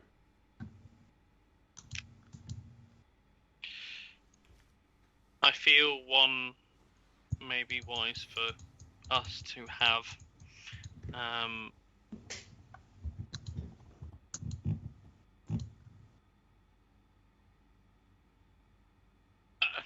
I look to go to the rest of the party, and I go, oh, yeah. And then goes, oh, you're the only one here. Yes, we'll take just the one. No, Bithynia is with you. Oh, Bithynia. Yeah, as I was saying, so just Bithynia is with me. There's no one else. Oh, yeah, welcome to my shop, Honored Sage. You see a relatively young woman, about your age, Bithynia, with a sort of green flowy chitin, similar to yours, and has a sort of scholarly aspect, but hers is green with gold leaf sort of color, like golden trim. You see an amulet with the glyph of Farika on it, the serpent symbol. And she has this sort of, it's like a little cap, like a little cloth cap with these little tassels that slightly obscure her eyes. But otherwise her sleeves are and she's got, the thing is sleeveless, sorry. And her hand seemed stained, cut, burned with years and years and years of alchemical practice. Right. It's like on-the-job painting. Exactly. If you're interested, I also recently developed these, and she holds out these small, shiny, brown, like disc things that vaguely resemble a turtle. These are called Shielding Turtle Sugar Bombs. They're a little tasty treat I developed. They're sticky chocolate candies, and they're filled with enchanted molasses and a caramel center. It would be about 300 gold for a pack of 2.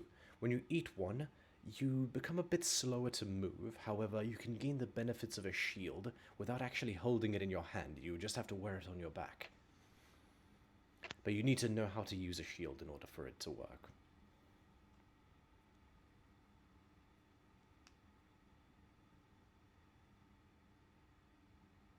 Bithynia is just excited about the prospect of chocolate. However, maybe another time. Maybe at a cheaper location, confectioner that's not 300 per. Penelope nods and, very well, just the potions. Nothing else? That is all we can for now. I'd need a few hours, perhaps in the morning.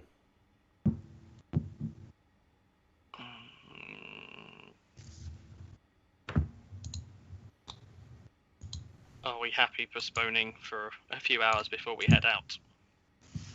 I do think it would be prudent. Tell you what, no one else is here. We'll assume yes. We can tell everyone that we need to wait a few hours. Gives us time to eat. Executive decision. At sunrise tomorrow. No one else here. I can do it. Since this is such an emergency matter, I shall put the time in, tonight. Sunrise tomorrow. How many potions?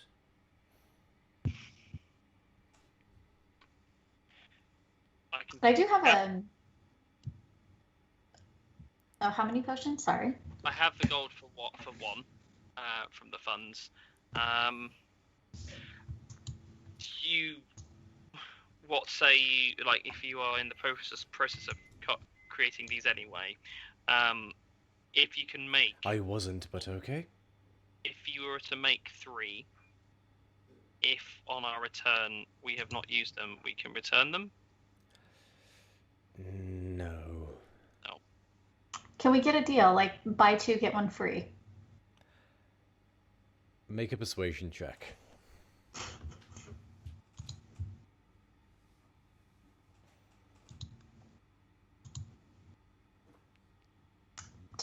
$15. I respect your drive, and I respect that this is an emergency, but a lot of the materials are very hard to find, and they can do much good elsewhere as well, so I need to know I can replace them if I'm going to use them for commissions. So I'm afraid not. I would have to make them non-refundable. Just the one, then. She nods. If it is just the one, that shouldn't actually take me more than an hour or so. Great. In that case, that we shall do, and then we can still stick to our deadline. I'll rush. I'll do a rush job. And she, cool. Over the course of an hour, you guys are welcome to do something else in the interim if you like. I will probably just continue to, practice some of the. In fact, actually, because I'm still slowly trading in alchemist supplies, I will assist with the preparation of some of the easier ingredients to prepare. Make an intelligence check. Okay. 14. Bithynia standing by. 14. Watching. Okay. I will say your this will count towards 1 day. Those will count as 1 day subtracted from your 12 weeks. Hey, happy days. All right. So would we say we're at remaining now because I would have had the 2 weeks that we had off. So I now got 9 weeks and 6 days left. Well, it was 10 weeks, right? So you would have... But you said there's 12 weeks total. Is it? And if we had 2 12 weeks weeks? between... I don't know, I just thought that was the number you said. If it's 10 weeks, then we're on Let's find out 7 together. weeks and 6 days. Okay. Sources... No, but he said 10 weeks. I that's why I was the one who was on the side of 10 weeks. So don't at me like I'm trying to cheat you out of Not at all. Not at all. You know me, to be fair. Training. No, he said 10 weeks, I'm pretty sure. 10 work weeks, yeah. So you'd be at 7 and 6 days. Cool. Good to know. I'll keep a track of that as well. Thank you. Oh, sorry. Wait. This is reduced by a number of work weeks equal to the character's intelligence modifier. No. Oh, okay. 1. So you'd be at 6 and 6 days. Thank God it wasn't a minus. It does actually say an intelligence penalty doesn't increase the time needed. Well, I will say though, mark off 75 gold for... No, sorry. It's per work week. So mark off 50 gold for the 2 weeks that you have done. It requires 25 training per gold a week. Yeah, that's already been done. Oh, it has? So Okay, good. Yeah. Do you want me to mark off anything for this? I'll say no. We'll count it in weeks. We'll At get the end to of it this later. week, yeah. Got you. Cool. Sounds good. Okay. Pretty soon you have a bubbling, effervescently fizzing, golden green bottle that she hands to you. Go ahead and mark off 300 gold. Okay.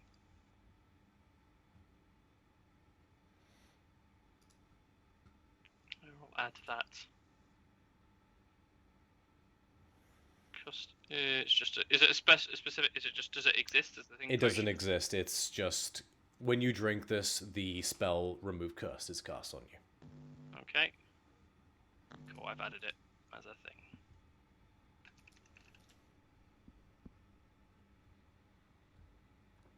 Alright.